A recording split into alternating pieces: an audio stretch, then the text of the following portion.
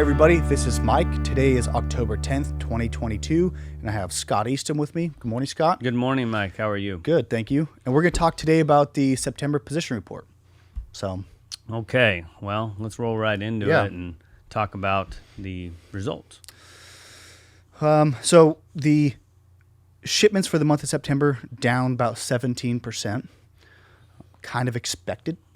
Okay. You know, I think you and I were talking earlier about kind of our own shipments. Right. I think we started the month very optimistic. Yeah. We were going to have good shipments coming off of a strong August. Yep. And toward the end of the month, we started to see the shipping woes come back. We couldn't get equipment. Right. We had some vessels rolling. Yeah. So I think toward the end of the month, we all saw this coming. Right.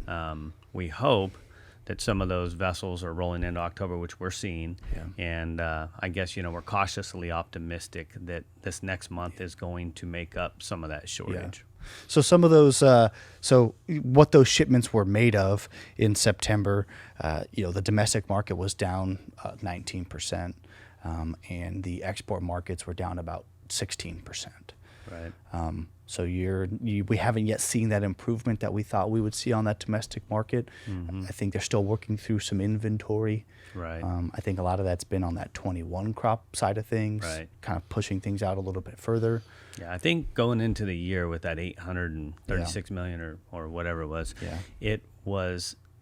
it's a hangover that we got to get through. Yeah. I think for the buying side especially, right? Yeah. They got those shipments coming in, they got to work through that inventory before they can start on this new crop at these lower price levels, which we think will build some consumption. Right.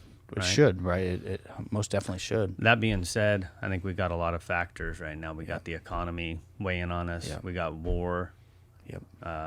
We got a strong dollar that's really hurting the purchasing power of our clients. Yeah. So it's definitely tough on both sides right now, right? Yeah, on the buying side doubt. as well as the growing Yeah. side. Yeah.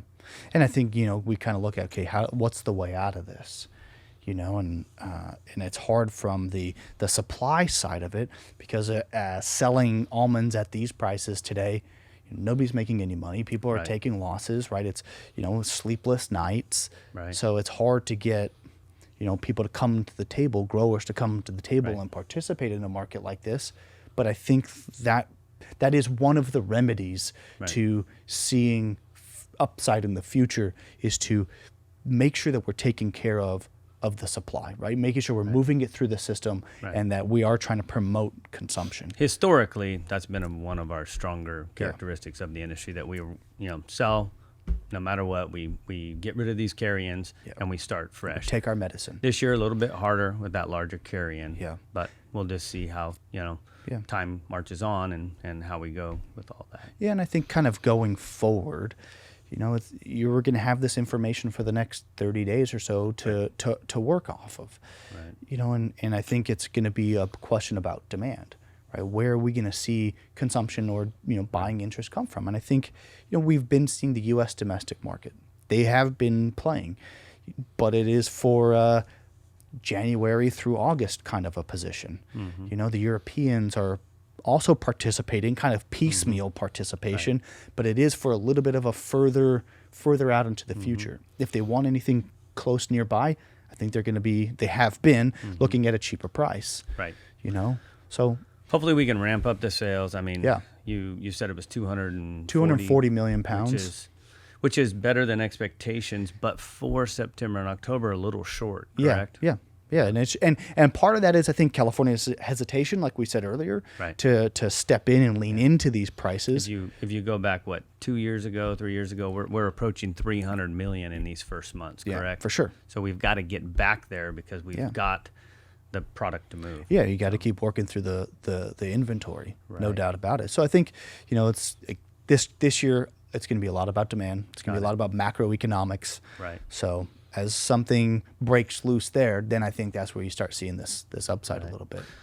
Crop receipts, before we leave, would like to maybe touch on that a little bit. What are you seeing there? It was down 8% by this time last year. I don't know if it's really indicative of much yet. I think kind of more to come. I think a lot of stuff still in stockpile, stuff still kind of coming in. Snapshot in time, hard year. We got guys that are making good Yeah. crops in some areas and pockets, and we've got guys that are having horrendous Decimated. crops, right? Yeah. So it's just a real tough. It's probably too early to Yeah. really still put a finger on it. We all know that the crop's down. We just don't know how far down. Yeah. Correct? Yeah. So too early. I So, think. you know, maybe within another month, we'll start to have a little bit better idea. We Yeah. did have that rain, so we had a break in receipts and Yeah. stuff at the hauler. So it'll take us a little while to get caught up. Yeah. But we'll have a better idea probably by the end of next month. Huh? Yep. I think so. Okay. Yeah. You got anything else? I don't have anything else. Cool. Not today. All right. Well, thanks, Scott. Appreciate it. Appreciate it. Yeah. Have a good one. You too. And that was the September position report. Thank you.